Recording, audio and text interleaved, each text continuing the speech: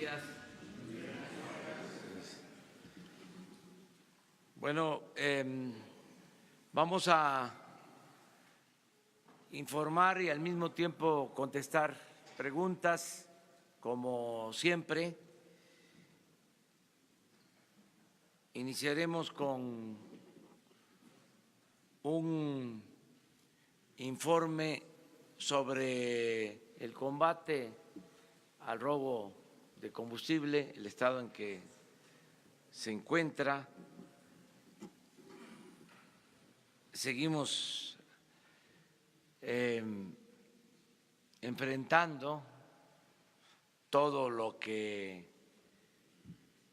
significa la existencia de tomas clandestinas en todo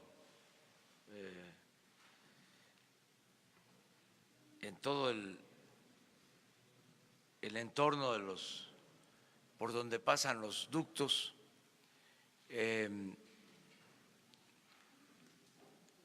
Y la manera en que estamos avanzando. Bien, se está regularizando el abasto en general, todavía no como quisiéramos. Ya se logró la normalidad en el abasto en el Estado de México, en la Ciudad de México. Se está por resolver en definitiva el abasto en Guadalajara, en la zona metropolitana, en el estado de Jalisco. Considero que en esta semana se resuelve en definitiva. Estamos atendiendo también el abasto en Monterrey. Vamos poco a poco resolviendo el problema de abasto en Guanajuato, en Querétaro, Michoacán, que son los estados con más problemas. En el resto del país, pues, afortunadamente no se nos ha presentado un problema de desabasto. Estuve el fin de semana en Nayarit, en Sinaloa, y no hay problema de desabasto. La razón es que en Sinaloa, pues lo que hay en Mazatlán es una terminal marítima y llega la gasolina por mar. En Sinaloa no hay ductos. Eso hace la diferencia. Entonces no tienen problema. Tampoco Nayarit, que se abastece de Mazatlán. En el caso de Jalisco, sí, porque es el ducto de Guanajuato que va a Guadalajara, Salamanca, Guadalajara. Para resolver el problema, ahí se llevó combustible de Mazatlán y se reforzó la vigilancia de ese ducto para que terminara de abastecer lo que se consume en Jalisco. Y ya el informe de hoy habla de que se tiene combustible suficiente. Falta la distribución, pero ya en las terminales de Jalisco hay gasolina. Falta la distribución a las gasolinerías, pero ya se va a hacer en esta semana y yo espero que se regularice. Nos fue muy bien en el recorrido del fin de semana, la gente está muy esperanzada del cambio, nos dicen que no aflojemos ni un paso atrás en el combate a la corrupción y a la impunidad. Y vamos a seguir actuando de manera consecuente porque esto es lo que quiere el pueblo de México, que se limpie de corrupción el gobierno, que se limpie de corrupción el país. Y en eso vamos a seguir aplicándonos. El jefe del Estado Mayor de la Defensa, el general Homero Mendoza, va a informarles sobre cómo estamos avanzando en el cierre de tomas clandestinas. Hay una imagen que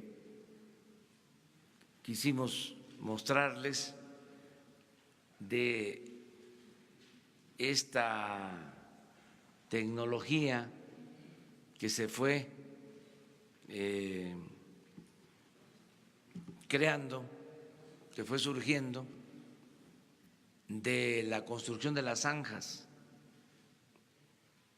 como cisternas para sacar el producto de los ductos, para almacenar el producto de los ductos, que significan un grave riesgo, un grave peligro, que fue lo que desgraciadamente causó la tragedia en Hidalgo.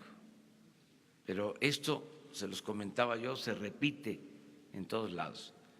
Esta imagen que vamos a ver es de Querétaro, pero la podríamos estar viendo en Veracruz, en Tabasco, en Jalisco, en Hidalgo, en Puebla,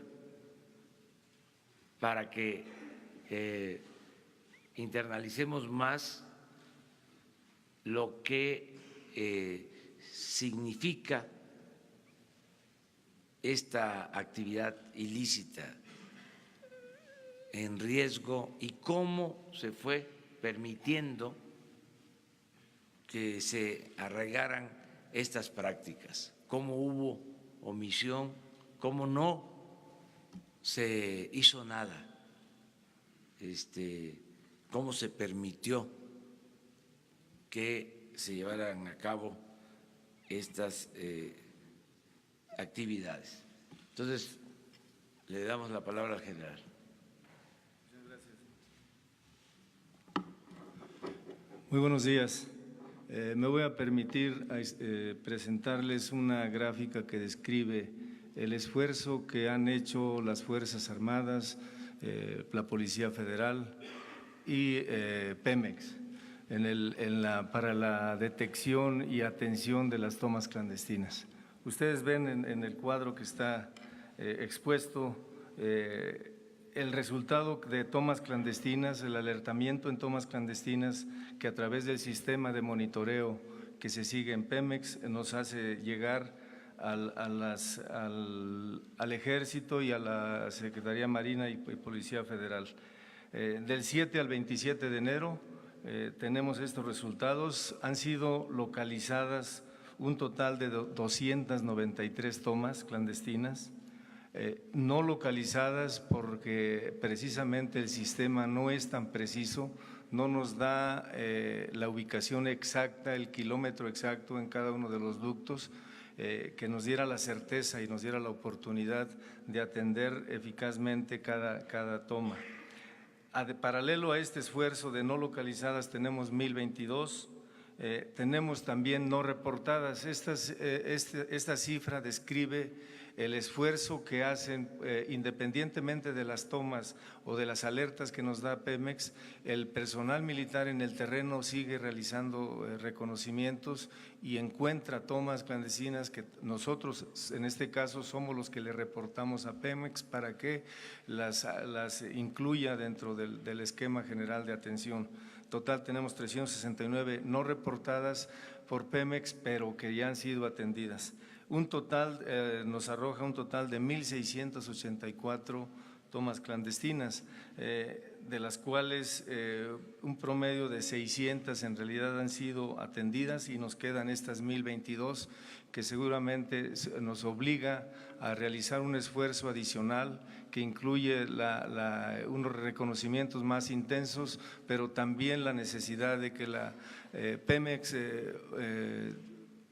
estructure células para atención de estas tomas clandestinas y podamos tener un trabajo más eficiente.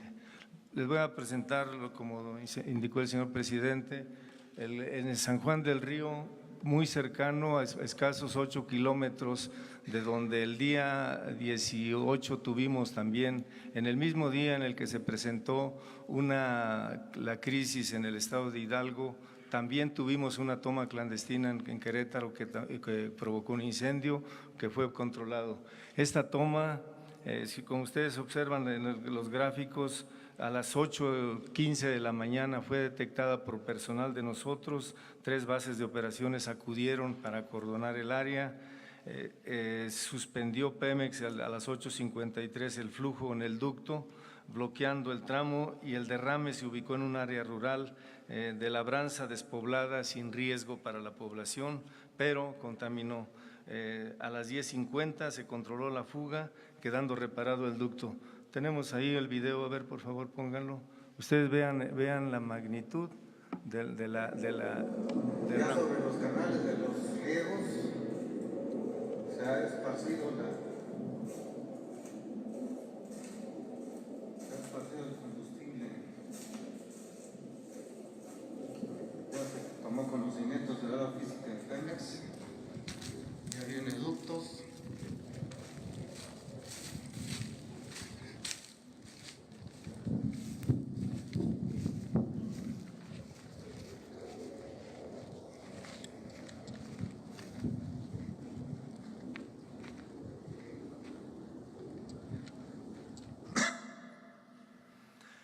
Bien, como ustedes pueden apreciar, esto precisamente confirma el riesgo que representa este tipo de actividades ilícitas, porque cualquier chispa, cualquier flamazo provoca el incendio y consecuentemente en el caso de los que acuden pobladores o personas a tomar el combustible de esta manera ilícita, pues pueden tener alguna lesión.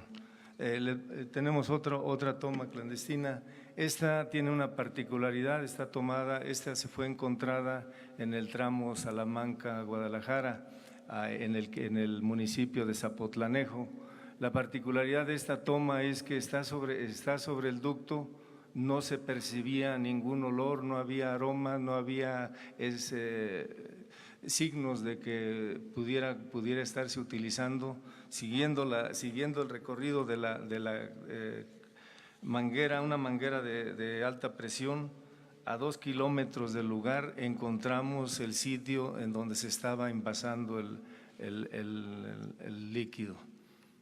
Esto nos obliga a nosotros, al personal que realiza reconocimientos terrestres, a extender sus reconocimientos, a hacer el esfuerzo a ambos lados de los poliductos para cerciorarnos de que no existan este tipo de tomas o este tipo de áreas de almacenamiento. ¿Es cuánto, señor presidente?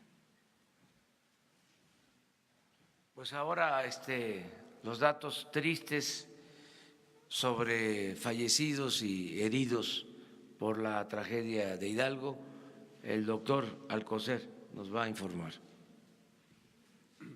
Gracias, señor presidente. Muy buenos días. Efectivamente, seguimos en otro censo. Este es un censo entre la vida y la muerte, como que saben ustedes. Les quiero señalar que el fin de semana, en particular el sábado, fue el primer día en que no hubo un solo fallecimiento a consecuencia de este gran desastre. En las últimas 48 horas, entonces, fue solo un paciente fallecido. Tenemos en total 115 lesionados fallecidos a nivel hospitalario y lo que se ha recogido hasta ahora. Su ubicación, la mayor parte han sido concentrados en la Ciudad de México, 22 de ellos, en el Estado de México 4, en el Estado de Hidalgo siguen 3 pacientes y 3 también en Galveston que fueron trasladados en días pasados.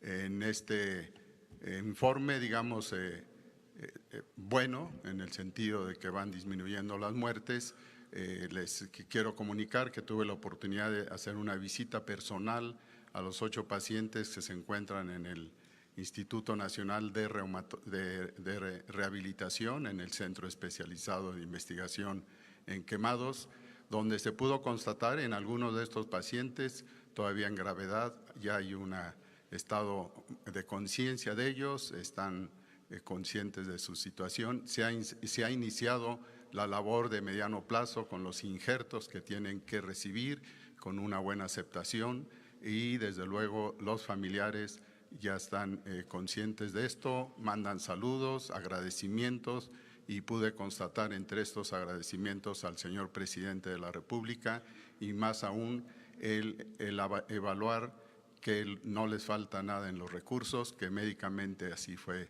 verificado por su servidor y en lo cual están avanzando en lo que se les debe dar a todos ellos. Muchas gracias, esa es la información. ¿Perdón?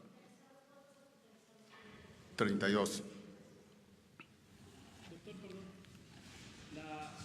¿El estado de salud de estas 32 personas podría considerarse como delicado, grave o cuál es su evolución? Sí, y sin lo dinámico de esto, hablar de estas cifras no es fácil. La gran mayoría, por una lógica de que los más graves han fallecido, tienen un futuro, un pronóstico mejor. Sin embargo, todavía hay la mitad de ellos, podríamos decir en forma aproximada, tienen que pasar, están de una terapia intensiva, tienen que pasar a una situación más estable y donde desde luego esto se acompaña de potenciales decesos, pero desde la perspectiva médica esto va mucho mejor al cumplirse 9 días de esta situación. Muchas gracias. Muy bien, pues entonces vamos a preguntas y respuestas. Ayúdenme, ¿no?, para proponer. Vamos acá, a la derecha. Una pregunta pendiente respecto a su posición sobre la operación de la planta de Laguna Verde en el estado de Veracruz. Perdone que lo lleve este tema, pero en Veracruz es un tema de protección civil. Los caminos de protección de esta planta no están a la altura de las circunstancias, como punto número 1, y piden los veracruzanos, señor presidente, que se someta a consulta la operación de Laguna Verde. 30 años de mares de corrupción y falta de seguridad, por un lado. Por el otro lado, señor presidente, hay 2 tenientes coroneles y 2 generales involucrados con el tema del huachicoleo. Usted mismo lo comentó en alguna ocasión. ¿Qué se hará sobre el particular? Porque ellos son parte de la espiral de corrupción con el tema del huachicol. Y finalmente, señor presidente, en el caso de Venezuela hay un vicepresidente actualmente del gobierno venezolano que es investigado por los Estados Unidos por presuntos vínculos con el narcotráfico. Si eso podría cambiar la posición del gobierno mexicano en el caso de Venezuela. Sí, lo de Laguna Verde sería cosa de pedir a la Comisión Federal de Electricidad un reporte, lo vamos a solicitar para informarles a ustedes con elementos técnicos, creíbles, sólidos.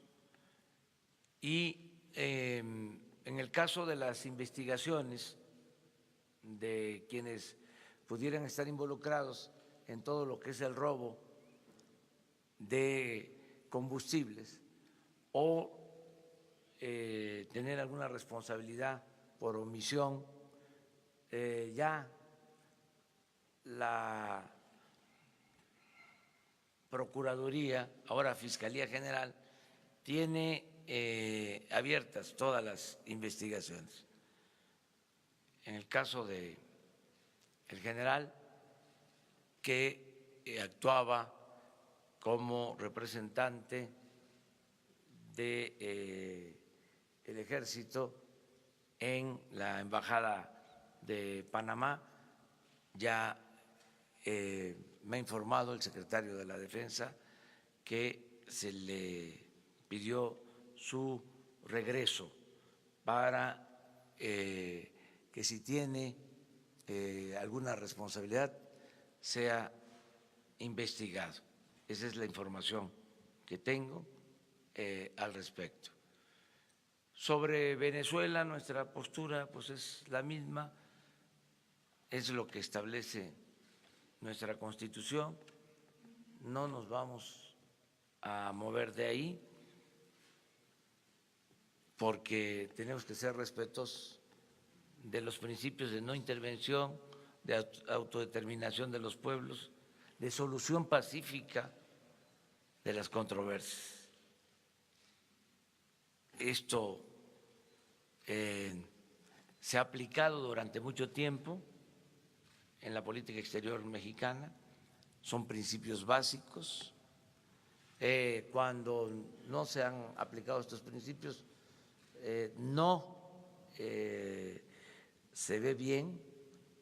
La recomendación de nuestros diplomáticos es que nos ciñamos, que nos ajustemos a los principios constitucionales, que seamos muy prudentes de no intervenir en asuntos de otros pueblos, para que también de esa manera podamos fortalecer nuestra soberanía, que no haya ningún gobierno extranjero, ninguna hegemonía que quiera entrometerse en asuntos internos de México. Es un principio. Cuando triunfa la República, luego de derrotar a los invasores extranjeros, luego de que entra triunfal Juárez al triunfo del movimiento liberal, de la derrota del conservadurismo, cuando se reafirma de que México iba a ser un país libre, independiente, soberano, es cuando se pronuncia ese memorable discurso cuya frase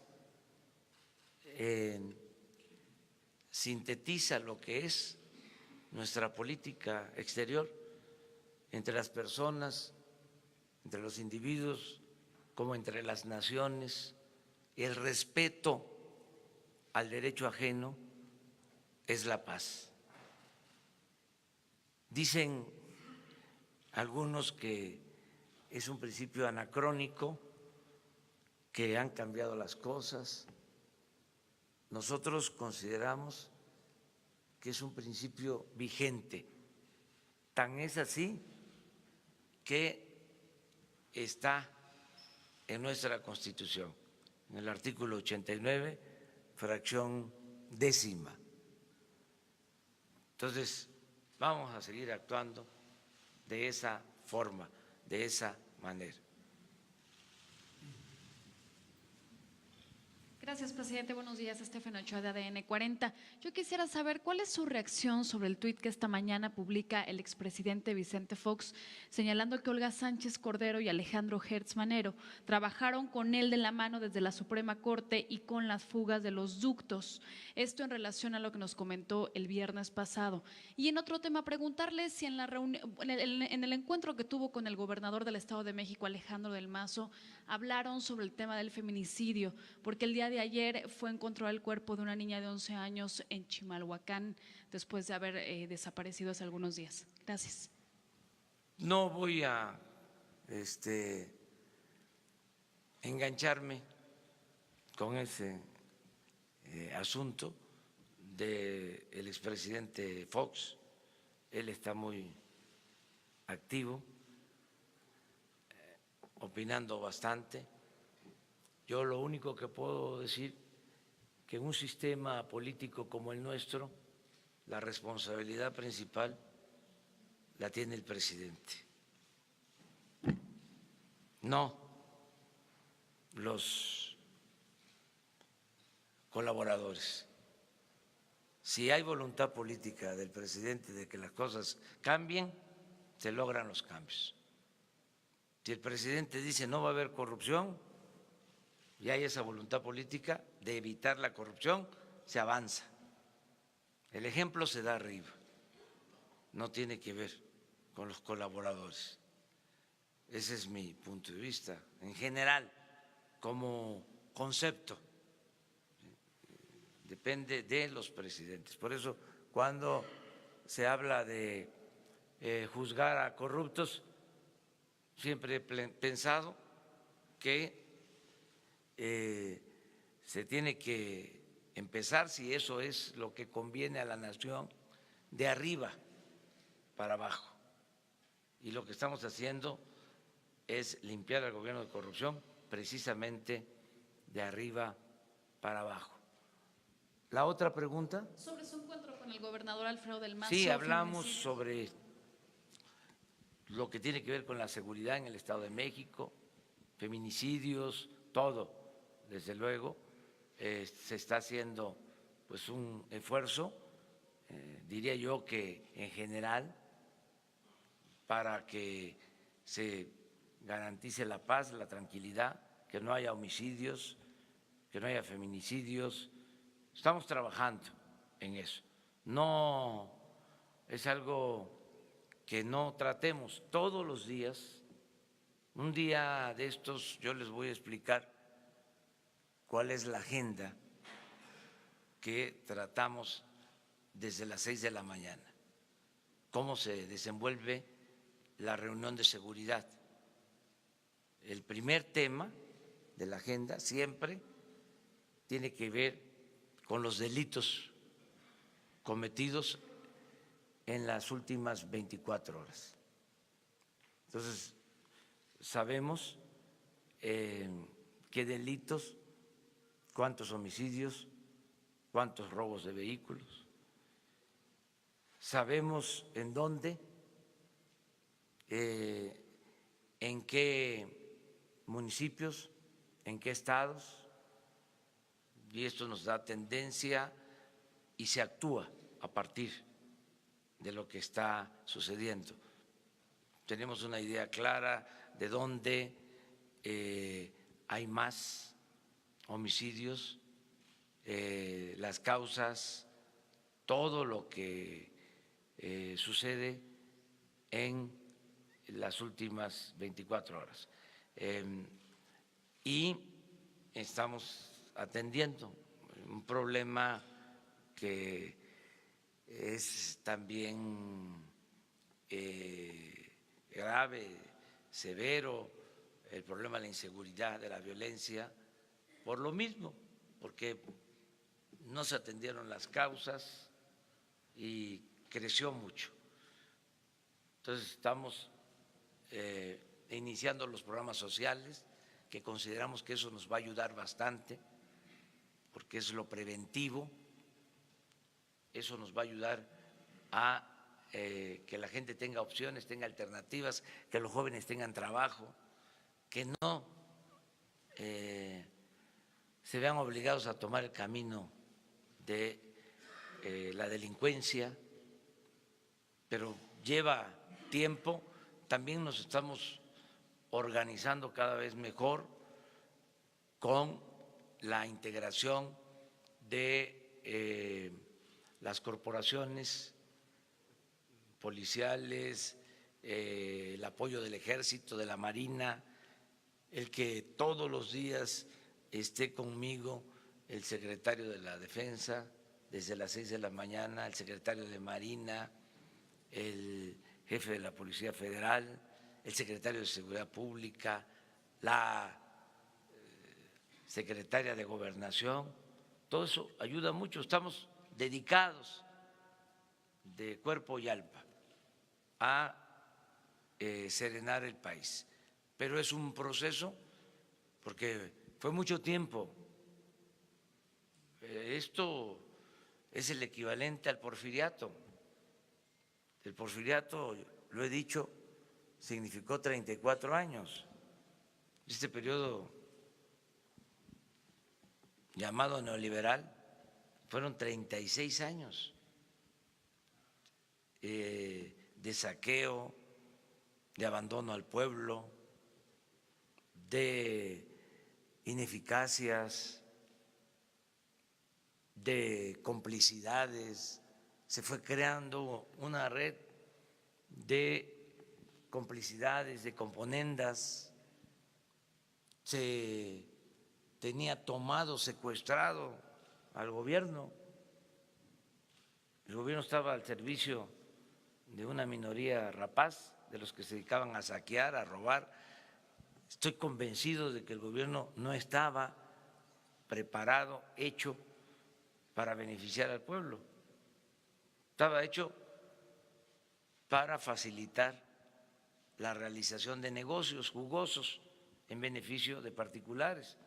Entonces, echar a andar al gobierno para que le sirva al pueblo después de muchos años de haber estado en otras funciones y de la atrofia de un aparato burocrático, oneroso, ineficiente, pues es como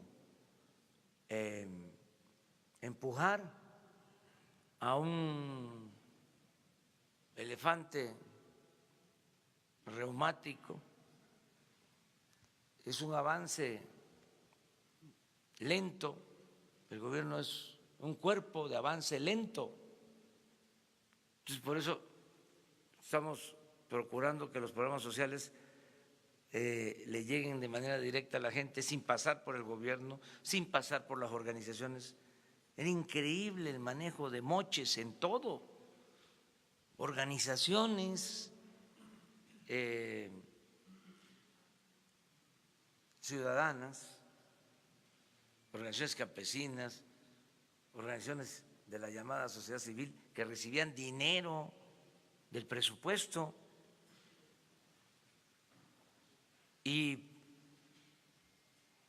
para todo era dinero, todo lo resolvían repartiendo dinero y no le llegaba nada a la gente. Entonces, eso es lo que estamos atendiendo, vamos bien y yo espero que en 6 meses esté ya funcionando el gobierno. A ver, ella y luego tú.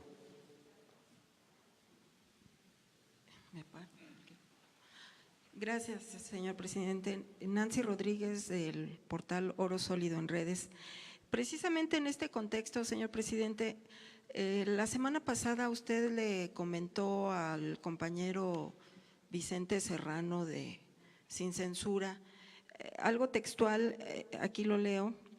Dice, no hace falta que ustedes me den nombres de autoridades, que lo hagan aquí por represalias que pueda haber.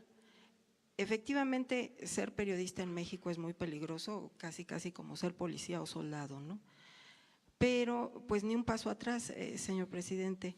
De alguna manera nosotros lo sabemos y pues hay que seguir denunciando y más a los corruptos, ¿no? Y señalando.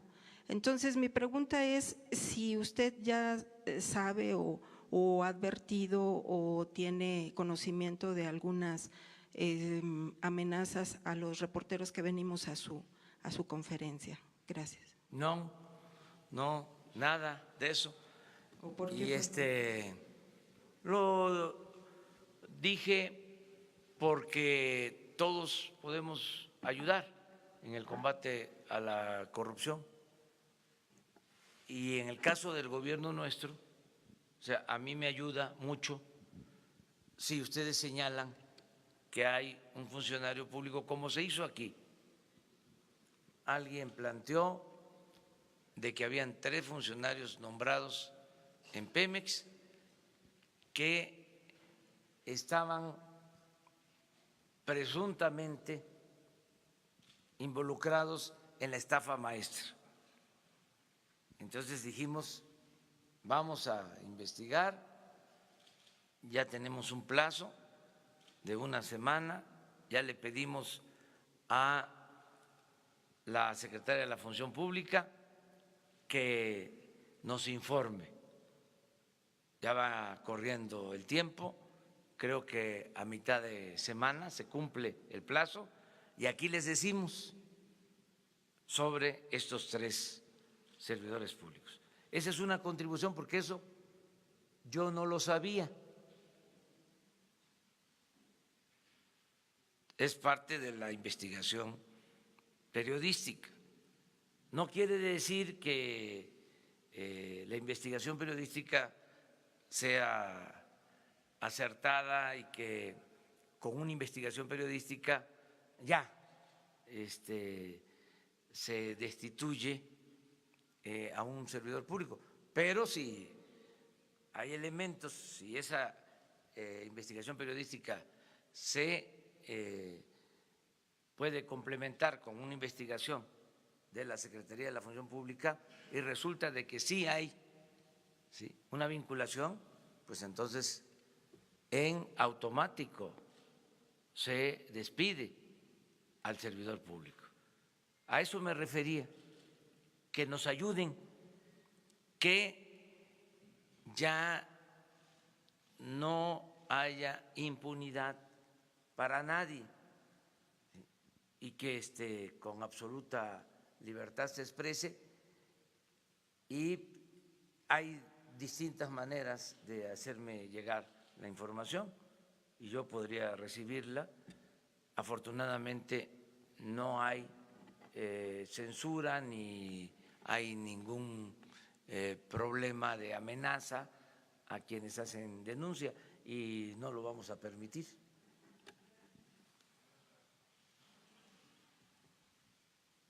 Buenos días, presidente. Varias preguntas. La primera, el viernes nos hablaba sobre la tecnología para detectar el robo de combustible. Preguntarle si ya determinó algún tipo de sustancia que se pueda usar, algún tipo de marcador que el gobierno pueda usar para detectar el robo de combustible, si ya está usted ya con la decisión de contratar este tipo de tecnología. También preguntarle, hace unos días nos informó sobre el tema de una empresa a la que no se le devolvieron millones de pesos. Quería preguntarle si hay una lista, si usted sabe cuántas empresas están en esta condición, si puede transparentar las devoluciones de IVA que se le dan a las empresas. La otra pregunta, vimos ahorita la zanja de una toma clandestina. Esta gasolina, si uno la toma con una cubeta y la echa a un automóvil, a un tractor, ¿el tractor funciona bien o qué pasa? Veo que se mezcla con tierra esta gasolina. ¿Sigue siendo eficiente la gasolina? Y por último, preguntarle si ya habló con el gobernador de Michoacán sobre el tema de los maestros. Gracias. Bueno, lo de la gasolina sí se utiliza, sí es utilizada para el transporte, a pesar de que es en ese tipo de cisterna o de esa manera se almacena de la tierra, sí se vende la gasolina que se recoge de las zanjas. No he hablado con el gobernador de Michoacán, estaba en una visita de trabajo, pero sí hemos estado atendiendo el tema en Michoacán. Ya se transfirió el dinero para que se le pagara a los maestros. Desde el viernes se les entregó el dinero al gobierno del estado. Tengo entendido que ya están pagando. Sin embargo, están ellos demandando otras cosas. Nosotros no vamos a caer en ninguna provocación. Si son fines políticos, no vamos nosotros a ceder ni a reprimir. Cada quien se va a hacer responsable de sus actos. Cuando hay una actitud de intransigencia, cuando no hay una causa justa por la que se protesta, sino son otras razones, pues la misma gente se da cuenta y esto no ayuda a ninguna organización. No lo puedo asegurar, pero ellos tienen que entender que son otros tiempos. Nosotros no estamos en contra del pueblo ni somos represores. Al mismo tiempo, tenemos autoridad moral suficiente, no tenemos problema de conciencia, como para no dejarnos chantajear por nadie, sea quien sea. El gobierno representa al pueblo, el presupuesto es dinero del pueblo. Si no hay razón, no vamos a ceder. Es Juárez gobernando, el ejemplo de Juárez. Nada por la fuerza, todo por la razón y el derecho. No tengo el dato, pero era lo que se estaba solicitando. Aclaro que no es una responsabilidad del gobierno federal, es del gobierno del Estado. Sí, se le adelantó al gobierno del Estado un recurso para que pudiera atender la demanda. Sí, ellos dicen que de todas maneras le van a seguir y que ahora va a ser por otras razones, están en libertad.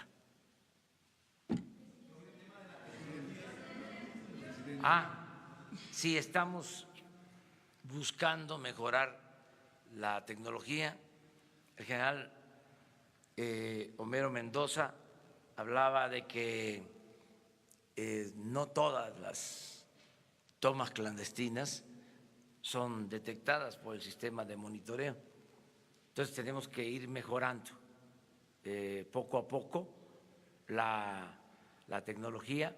Se está avanzando mucho, nos está ayudando bastante el que el Ejército y la Marina están haciendo reconocimientos por tierra y que se tienen bases cada 20 kilómetros en los ductos, que independientemente del aviso por que se detecta una baja de presión, una toma clandestina, abajo se está llevando a cabo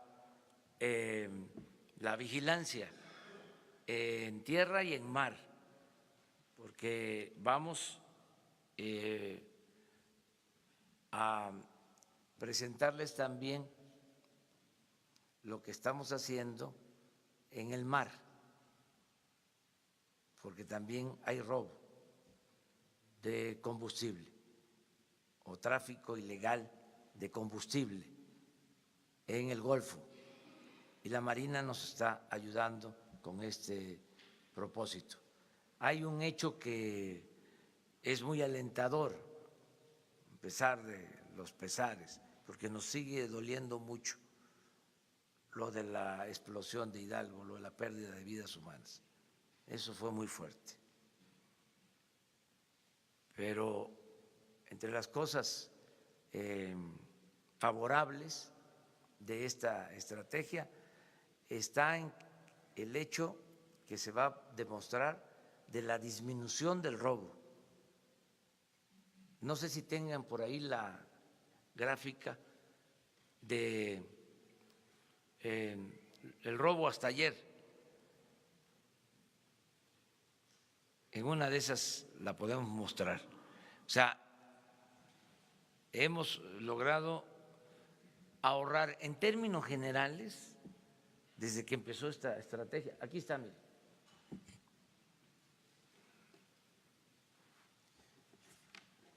Con el permiso.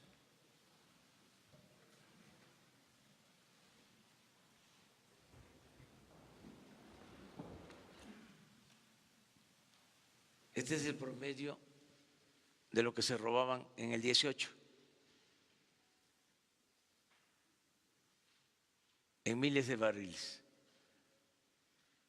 56,000 barriles diarios. A ver si alcanzan ustedes a ver, porque yo aquí ya no veo. ¿Qué? ¿Mande? Sí, noviembre. Se fue a 81,000 barriles. No, gracias, general. Y esto es diciembre del 1 al 20, antes de iniciar. 74,000. Aquí empezamos. Al control de los ductos y el combate al robo.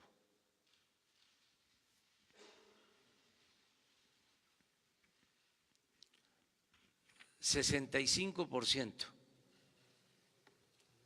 menos en dinero, un poco más de 5,000 millones de pesos de ahorro en general, porque esto ha implicado más vigilancia, se usan aviones para vuelo nocturno, que operar esos aviones cuesta. Hemos tenido que cerrar ductos y transportar combustible por pipa, que cuesta más. De todas maneras, es muy importante lo que hemos conseguido. Si seguimos así, pues ya no se van a robar los 65,000 millones que se robaron el año pasado. Y vamos a poder liberar fondos y vamos a poder enfrentar este asunto. Sí, aquí me están pasando el informe.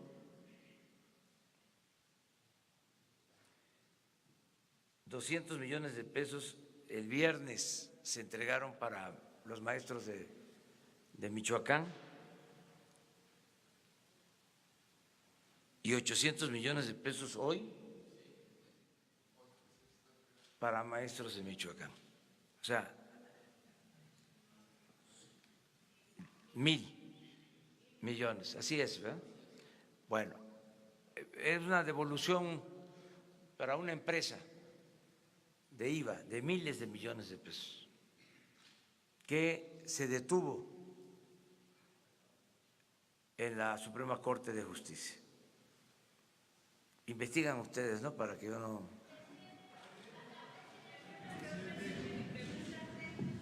Vamos poco a poco.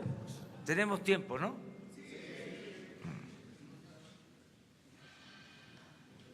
Gracias, presidente. Buenos días. Consultarle entonces cuál podría ser la salida al tema de Michoacán, porque finalmente las vías siguen tomadas, las pérdidas económicas, ya decía ayer el secretario de Comunicaciones, impactan a todo el país. ¿Cuál podría ser la salida si ya están los depósitos y si ahora crecen las demandas nuevamente? Yo espero que tengan ellos conciencia de que ya se les atendió, tomen la decisión de liberar las vías. Eso es lo que yo espero. No lo descarto, porque ya no habría motivo, ya sería pues un capricho y entonces pues no quedarían bien, serían mal vistos, porque les adelanto, no voy a dar la orden de reprimir al pueblo. No es debilidad, es que me voy a apoyar en la fuerza de la opinión pública. Quienes sin razón actúen de esa forma se van a debilitar mucho como organización. Yo conozco de esto. Las intransigencias no son opción, no son alternativa. No tienen nada que ver con la izquierda. Ese radicalismo tiene que ver con el conservadurismo. Es cuando los extremos se tocan. Eso tiene que ver con la extrema derecha. Es un conservadurismo disfrazado de radicalismo. Eso hay mucho, pero eso no prospera, porque no hay un gobierno antipopular, no existe un gobierno entreguista, no existe un gobierno corrupto, no hay motivo, se está atendiendo y también, si no es responsabilidad del gobierno federal, no podemos nosotros atender algo que corresponde al gobierno del Estado. Estamos ayudando, transfiriendo estos fondos al gobierno del Estado. Yo espero que se resuelvan las cosas, pero no voy a caer en ninguna provocación, que lo otro es, a ver, mandamos a la gendarmería a desalojarlos. No, por principios no lo hacemos. Nosotros vamos en contra de la represión y pensamos que así es mejor. Si no, quién sabe qué pueda haber ahí detrás. Presidente, también consultarle sobre este nuevo fenómeno que se ha registrado ahora con la estrategia de combate al robo de combustible. Se cierran los ductos y entonces ahora quienes se dedican a esa actividad ilícita aprovechan que el ducto está vacío para realizar varias tomas o abrir varios o picar varias veces el tubo y tener entonces más acceso a combustible de manera ilegal cuando se abre el ducto. Sí. ¿Este fenómeno cómo lo van a enfrentar? Lo estamos atendiendo. En efecto, se carga el ducto, se empaqueta, así se le dice, y lo pinchan, se tiene que cerrar y lo que queda de producto es lo que ordeñan, es lo que extraen, pero ya estamos viendo eso también. ¿Mande? ¿No resulta contraproducente el haber No. cerrado y que se generen más No, pinchazos? es que antes, y ese es el cambio, se mantenía abierto, sonaba la alarma, podía estar todo un día sonando la alarma de la fuga, de la toma clandestina, de la baja de presión, y no se atendía. y a veces se argumentaba de que era para no afectar el abasto. Entonces, no afectas el abasto, pero permites el robo. Entonces, lo que se hizo fue cerrar cada vez que tenemos una baja de presión y ir al terreno para evitar que se roben el combustible. Pero sí hay eso que tú estás planteando. Lo vamos a ir corrigiendo. Precisamente por eso no se termina. Además, era una práctica muy arraigada. Hemos bajado, pero todavía. O sea, ya no se roban 800 pipas, pero ayer se robaron 200. O sea, es un proceso. Todo esto se va a ir mejorando con la llegada de los carrotanques, con más tecnología, con más vigilancia, fortaleciendo las brigadas, cuadrillas de trabajadores que atienden las fugas. Es un proceso. Ya iniciamos y lo vamos a resolver. Y luego vamos a tener que reforzar toda la seguridad. Por eso lo de la Guardia Nacional, por eso las 266 coordinaciones territoriales, porque no el pueblo. Yo estoy sintiendo un gran apoyo de la gente, inclusive de los que por necesidad se dedicaban a esta actividad, están actuando de manera muy responsable, se están retirando de estas actividades, están aceptando los programas sociales, esa es la información que tengo, pero los que jefaturan estas acciones ilegales, que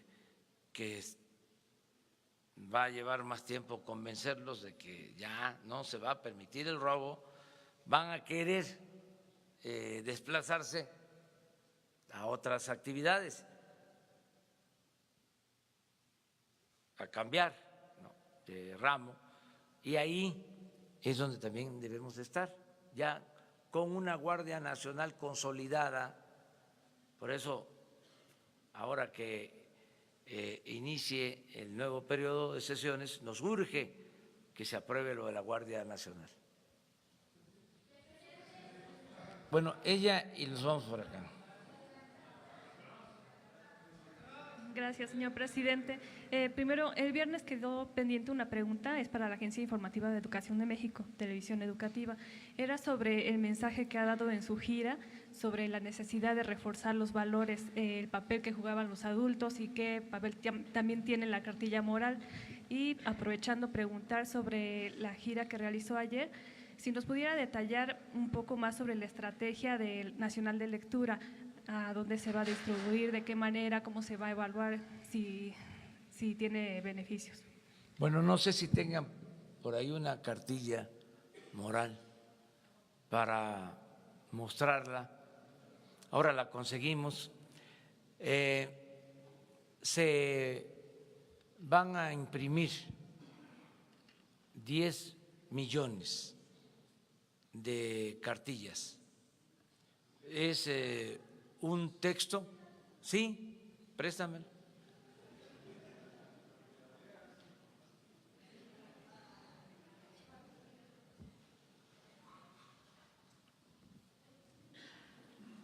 Es un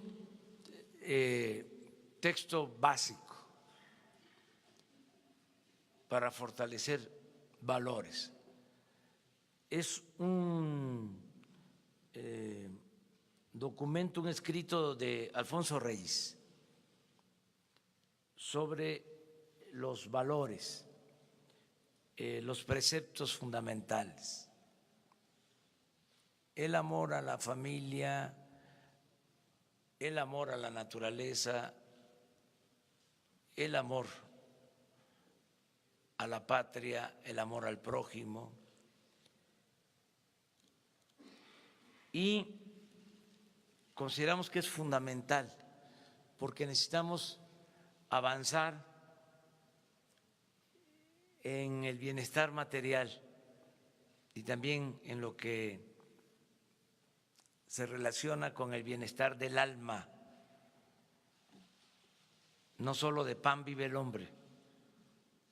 Ayer citaba a un poeta español, Paco Ignacio Taibo, que decía: si tengo hambre, que me den la mitad de un pan y la otra mitad que me la entreguen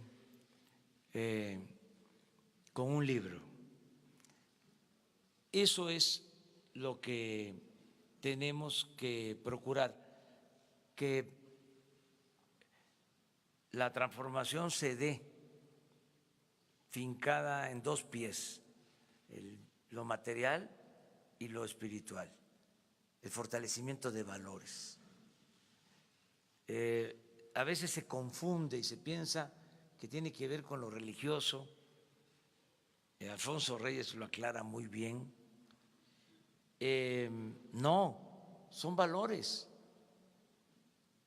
que se han preservado a lo largo de la historia, desde los griegos, desde antes del cristianismo.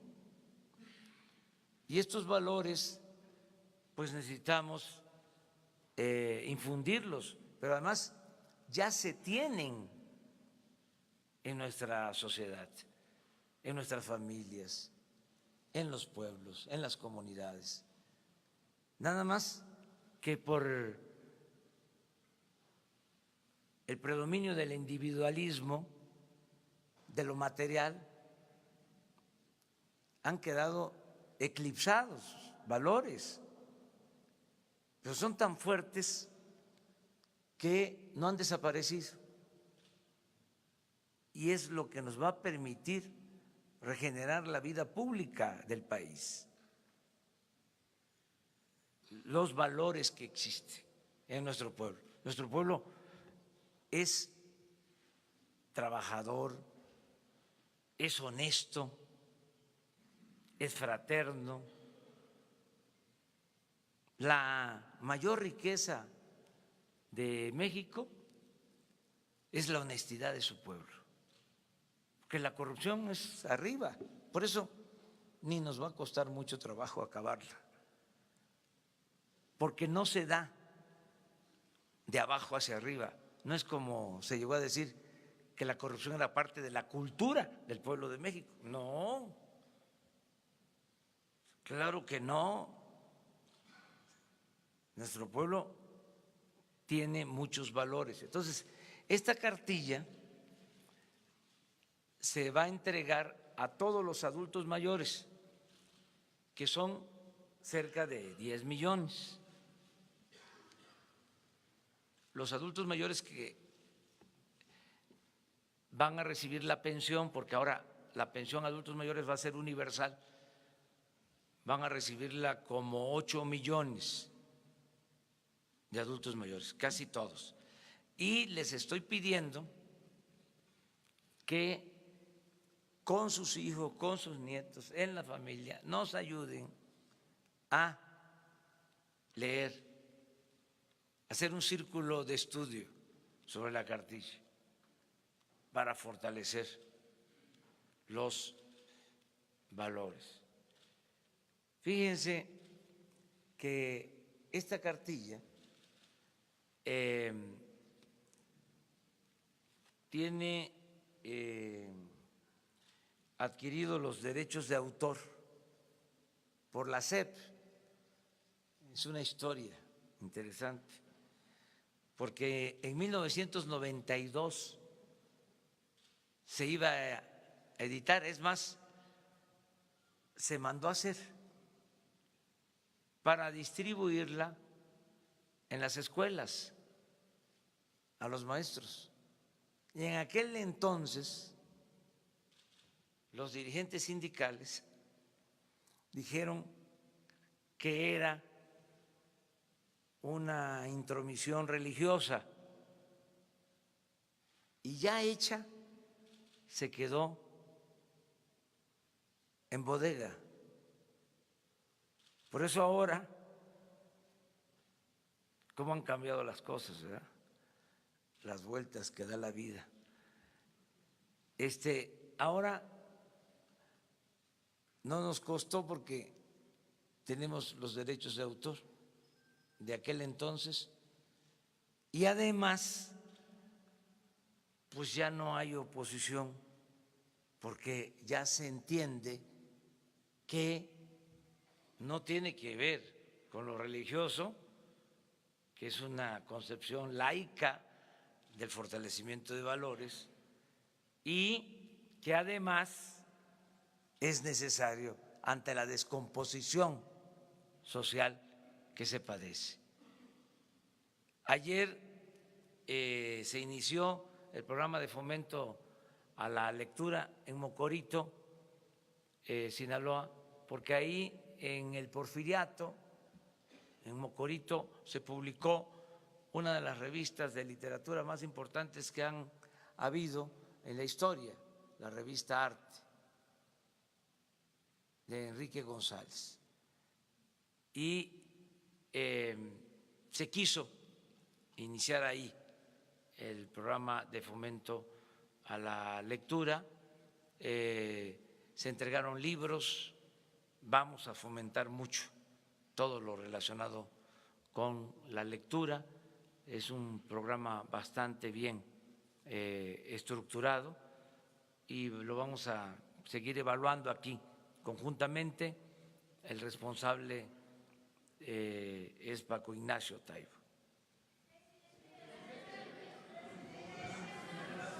Vamos atrás, contigo. Cerca de 200,000 millones de pesos en minusvalías en las Afores. ¿Qué nos puede decir al respecto? Esto después del anuncio de la cancelación del nuevo aeropuerto de la Ciudad de México. Y por otra parte, el Banco de México ya ha anunciado que este año se va a unir a su proyecto de austeridad y entre los recortes que va a hacer es el destinado a emitir billetes y monedas para proveerlos a la economía mexicana. ¿Qué nos puede decir también al respecto? Gracias. Bueno, vamos muy bien en economía, en finanzas. Les doy un dato.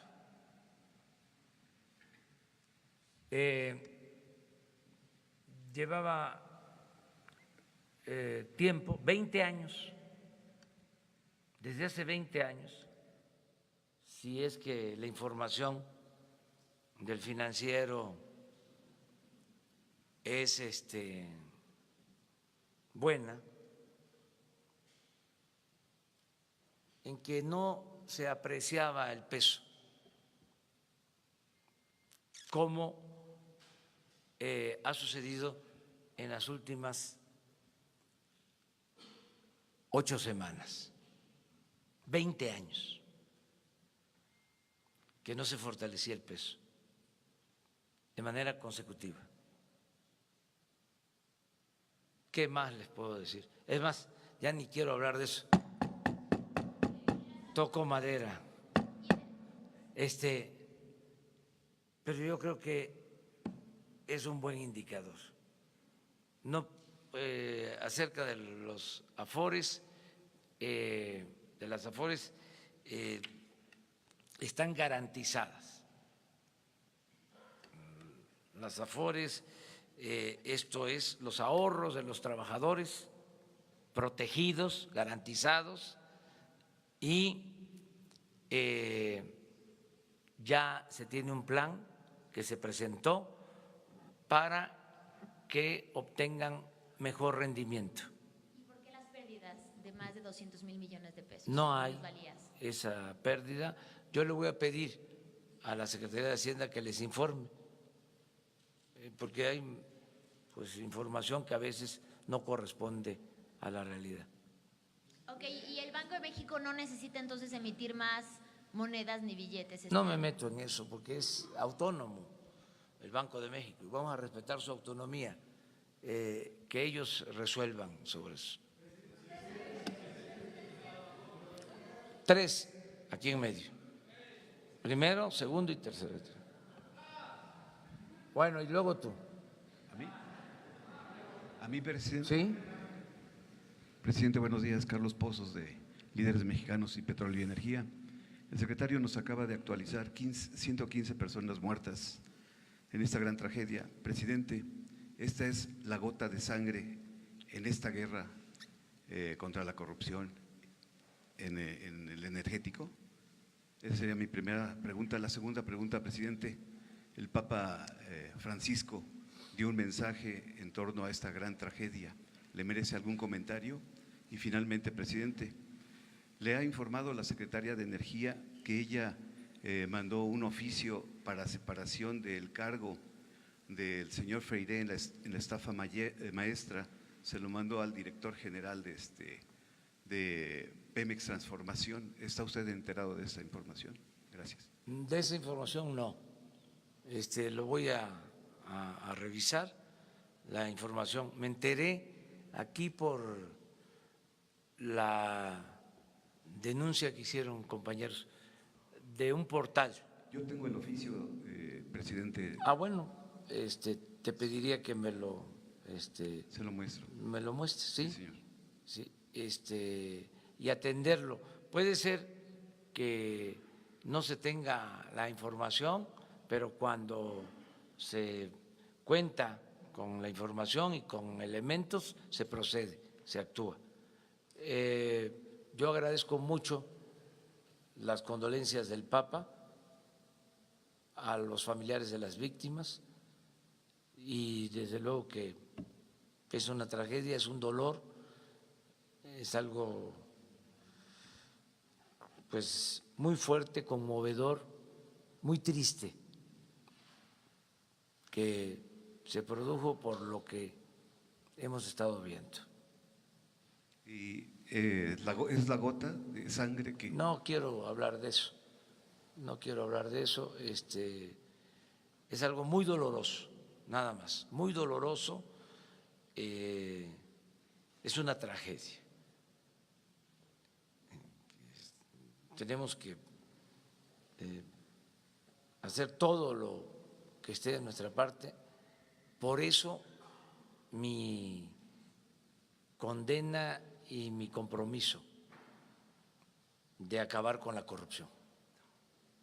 Gracias. A ver, pero quedamos. Hola, ¿qué tal, presidente? Oiga, ¿nos puede dar, Agustín Velasco de UNO TV, nos puede dar más detalles de en qué situación se encuentra el general Eduardo León Trauitz? Es decir, le piden que regrese de Panamá, pero ¿en qué situación legal se encuentra, si ya está en México? Y segundo, usted durante la campaña por la presidencia prometió que iba a acompañar varias políticas en materia de derechos humanos, de contrataciones públicas y en combate a la corrupción, iba a acompañar estas políticas con la Organización de las Naciones Unidas. El programa de mejoramiento urbano que va a llevar a cabo la SEDATU no está acompañado por la ONU, específicamente por ONU Habitat. ¿Esto a qué se debe? ¿Por qué deciden que la ONU no acompañe este programa en el que se van a invertir por lo menos 10,000 millones de pesos este año? Gracias. En todos los casos va a estar la ONU, va a estar la Oficina de Transparencia de la ONU pero si no está, lo vamos a solicitar porque no hay ningún problema, o sea, no tenemos nada que ocultar. Si hace falta, lo vamos a hacer. No vamos, imagínense, a dejarnos arrinconar con una situación así, ¿no? Para generar la suspicacia de que queremos ocultar las cosas. No somos corruptos.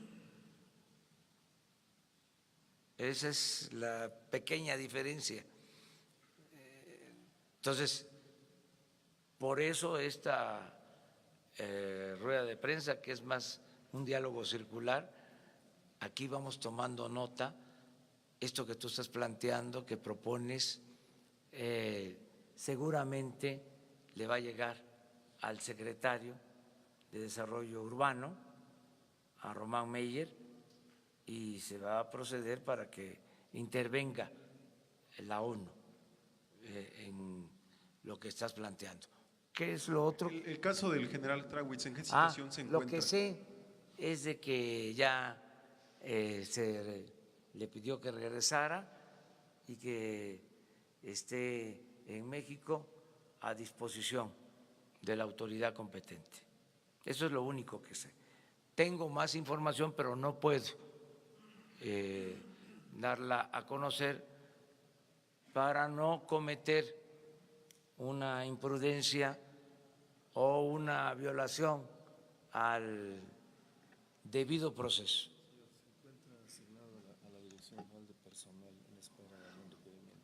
A ver, usted mismo.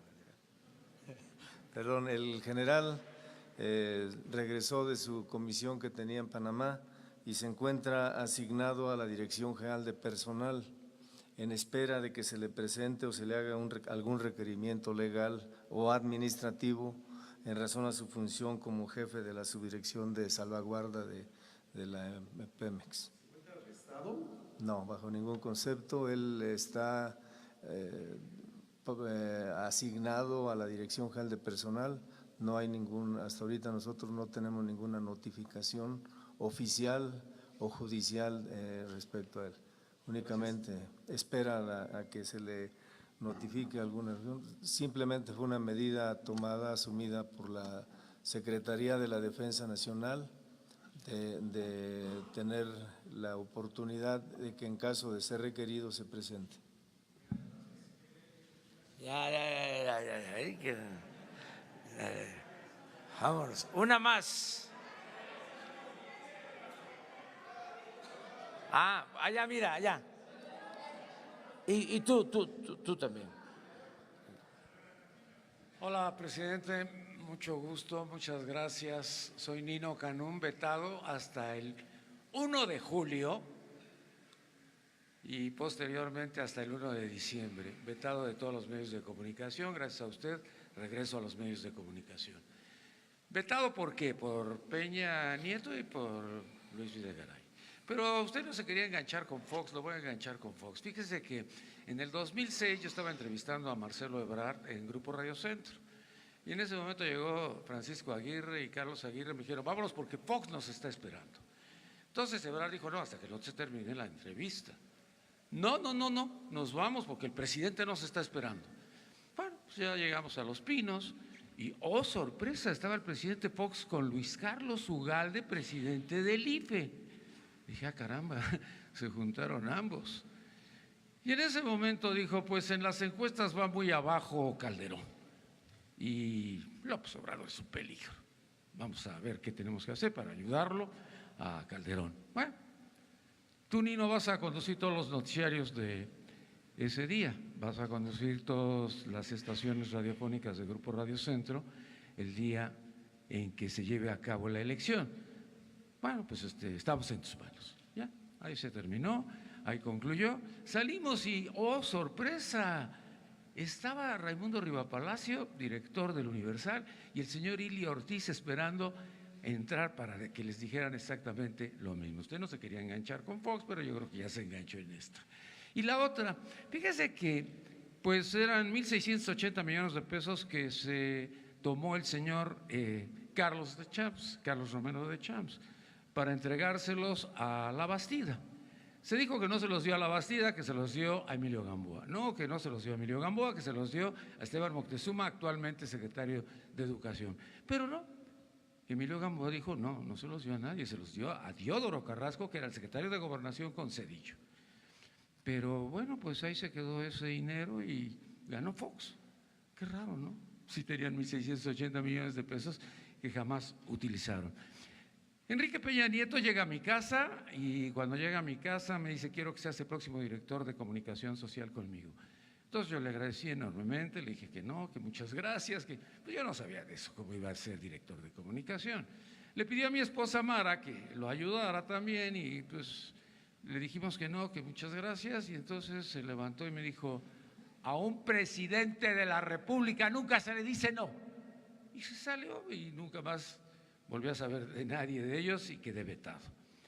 Y yo me pregunto, con todo esto que ha venido sucediendo y que se habla mucho de Romero de Champs, ¿Romero de Champs va a tener algún problema? Porque hay un frente independiente petrolero de Sergio Morales, creo que se llama, que tiene no sé cuántos años pugnando porque, bueno, pues se investigue a Romero de Champs, pero parece que pues hay mucha complicidad de los presidentes o de los anteriores, como usted dice. Se ven muy traviesos. Yo veo muy travieso al Fox, veo muy travieso al Calderón y veo muy travieso al Peña, como usted menciona.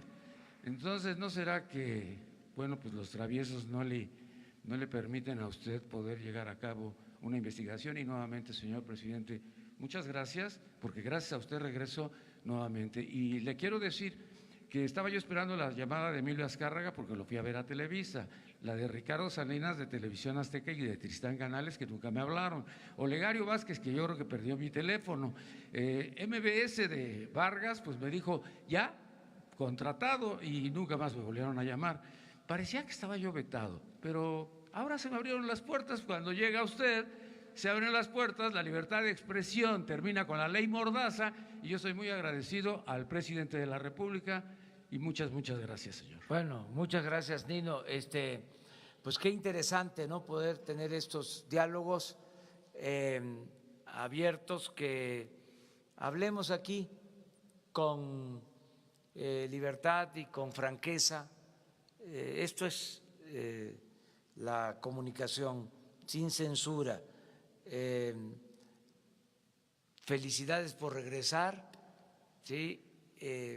Que te vaya. Gracias a usted. No. Si usted no hubiera llegado a la presidencia, yo seguiría vetado. No. Tenía yo la sede, pero yo no Vamos a decir que es por la voluntad de los ciudadanos que decidieron que lleváramos a cabo un cambio en el país. Fueron millones de mexicanos que votaron por un cambio verdadero. Y acerca de lo que estás diciendo de Romero de Champs, a una pregunta del Reforma, yo dije que íbamos a solicitar información sobre el estado que guardan las denuncias contra Romero de Champs, si existían denuncias sobre robo de combustible. Y ya pasó el tiempo, yo hago el compromiso con ustedes de que pasado mañana informamos. Ya había una solicitud que se hizo, Gobernación hizo la solicitud a la Fiscalía General, se dio una respuesta, pero se está indagando más. ¿Se acuerdan que surgió el tema porque hubo una investigación periodística? Yo dije, bueno, esa es la investigación periodística, pero vamos a ver qué pasa en el proceso legal, judicial, porque no podemos solo basarnos en una investigación periodística. Entonces estamos recabando información para ver cómo están estas denuncias, si existen estas denuncias, y aquí, con toda transparencia, informarlo a ustedes. Pasado mañana. Señor presidente, muchas gracias. Gracias a usted, regreso a trabajar. Gracias a usted, no al pueblo de México. Gracias al presidente de la República, presidente constitucional de los Estados Unidos mexicanos. Muchas gracias. Bueno, mañana.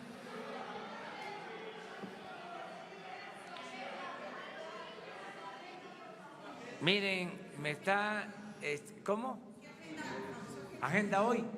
Tengo mucho trabajo. Hoy vamos a resolver sobre la licitación del Tren Maya. Hoy vamos a resolver sobre el proceso de construcción del aeropuerto de Santa Lucía. Vamos a seguir atendiendo la dispersión de recursos para los programas sociales. Por ejemplo, tenemos los fondos, pero se requieren los censos y se requiere que el adulto mayor que no estaba incluido tenga su tarjeta. Lleva como un mes que estamos empujando para que los adultos mayores jubilados, pensionados del ISSSTE y del Seguro ya reciban su apoyo, que no recibían su apoyo. Aparentemente es fácil porque ya existen los padrones, tanto en el ISSSTE como en el Seguro, de los que reciben pensiones. Es nada más pues un trabajo técnico decidir de 68 para arriba entregarles los 2.550 pesos adicionales. Pero el cotejar los padrones, el revisar que estén bien, lleva tiempo.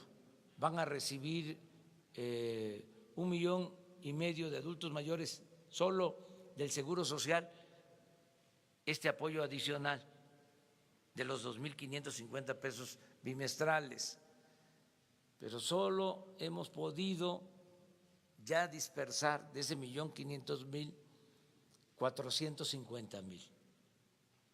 Entonces, ¿qué estamos haciendo? ¿Cuál es el trabajo? Es apurarnos para que se dispersen estos fondos, porque de esa manera, para que tengan una idea, vamos a dispersar como 300.000 millones de pesos con tarjeta, porque ya no se va a entregar el dinero en efectivo, todo va a ser con tarjeta y referenciado, personalizado. No se va a entregar el apoyo a la gente a través de intermediarios. Entonces, elaborar esta nueva mecánica, que el beneficiario reciba el apoyo de manera directa, es de la tesorería al beneficiario, sin pasar los recursos por la estructura administrativa ni por las organizaciones. Entonces, esto requiere de censo, requiere de tener bancos.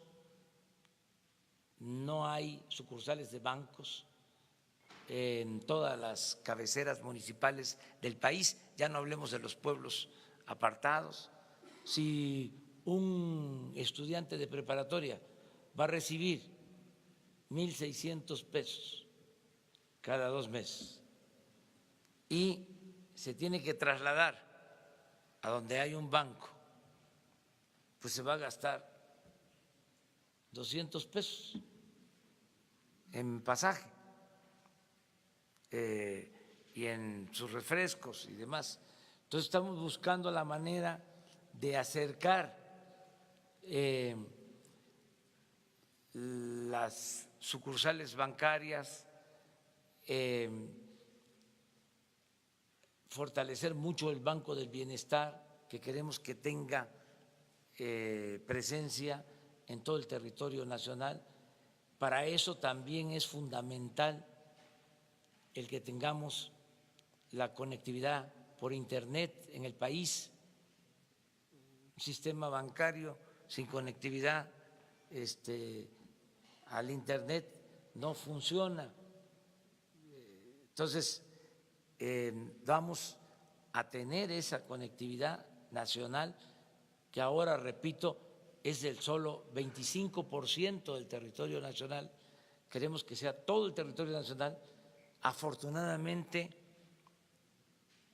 pudimos cancelar en los últimos tiempos una licitación en donde iban a entregar 26,000 kilómetros de las líneas de la Comisión Federal de Electricidad, los cables de fibra óptica. Entonces estamos muy contentos porque con esos 26,000 kilómetros de fibra óptica en todo el país de la Comisión Federal de Electricidad podemos comunicar al país con Internet. Entonces son de las cosas favorables. Eso es lo que estoy haciendo, aparte de que voy a ir a desayunar como ustedes, una guajolota. Provecho.